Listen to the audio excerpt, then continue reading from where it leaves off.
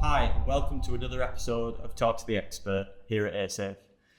Today we're going to be talking a little bit about capital expenditure and operational expenditure within our sector. And I'm here with our guest today.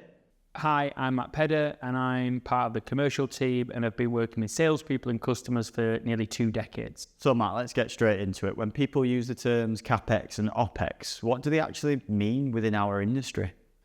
Well, when we talk about CAPEX and OPEX, especially in an industrial environment, we're really talking about 2 very different ways of looking at cost. CAPEX is the upfront investment, the money that you spend to buy and install something like our safety barrier solutions. OPEX is everything that happens after that. So the ongoing cost of operating, maintaining, repairing, and dealing with the consequences of that investment. The reason this matters, especially for health and safety managers and finance teams, is that focusing only on CAPEX can be misleading. Because in environments like warehouses, manufacturing, or logistics sites, the real cost isn't just the install, it's what happens every time something goes wrong. So the conversation should shift from what does it cost to buy to what does it cost to own over time. And that's where better decisions come from. So Matt, with that in mind, often people go for steel barriers or copycats or polymer alternatives. Where do the costs start to build up with them other options? So steel barriers are often seen as the lower CAPEX option, and on paper that's true. But what we tend to see is that the cost doesn't stop at installation, it starts there. Every impact can lead to bending, damage or failure, and that creates a chain reaction of operational costs. You've got repairs, which means labour, parts and time. You've got downtime, so those areas of the site that are now no longer safe, less than 100% operational or accessible or usable. You've got damage to vehicles, racking, or even the flooring itself. And then there's the less visible cost. So disruption to operations, risk exposure, and in some cases, repeated incidents in the same location. So while the initial investment might be lower, the ongoing OPEX can build very quickly and often unpredictably.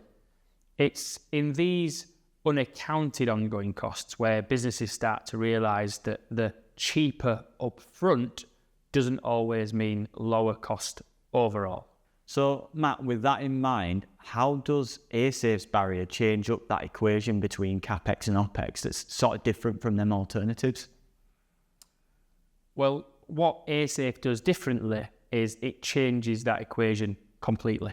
So our polymer barriers are designed to absorb and to return impact energy rather than deform like steel does. So instead of a barrier being damaged every time it's hit, it flexes, dissipates the energy and the force, and returns to its original shape. What that means in practical terms is fewer repairs, less maintenance, and far less disruption without needing for constant intervention.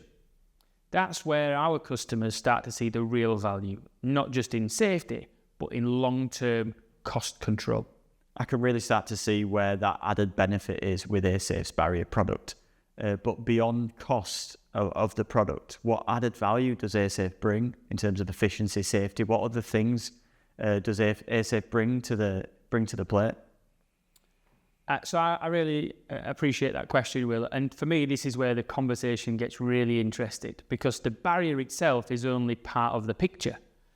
So when you install the right safety infrastructure, you're not just protecting a line on the floor, you're protecting the entire operation.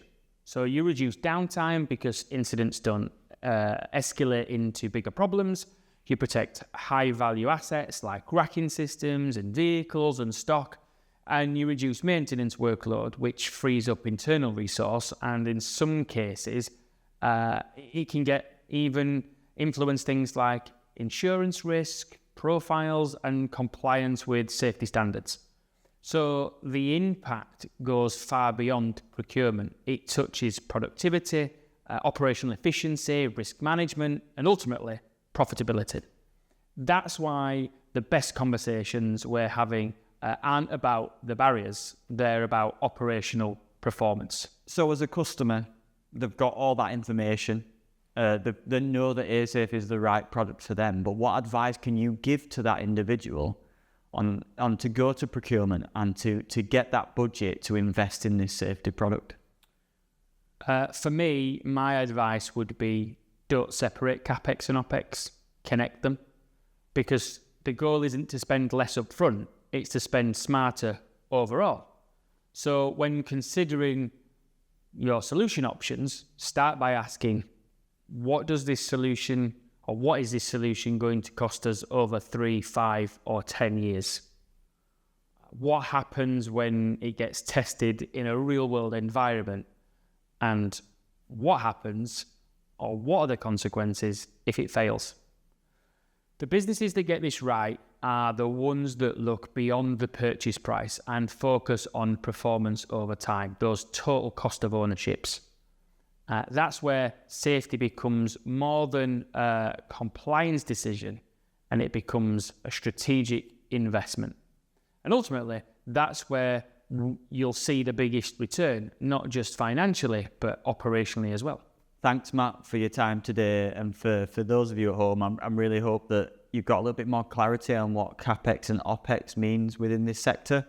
And actually some things to take away to work within your companies about how you can add value in terms of ROI and TCO over a longer period of time by combining that CAPEX and OPEX discussion with your peers.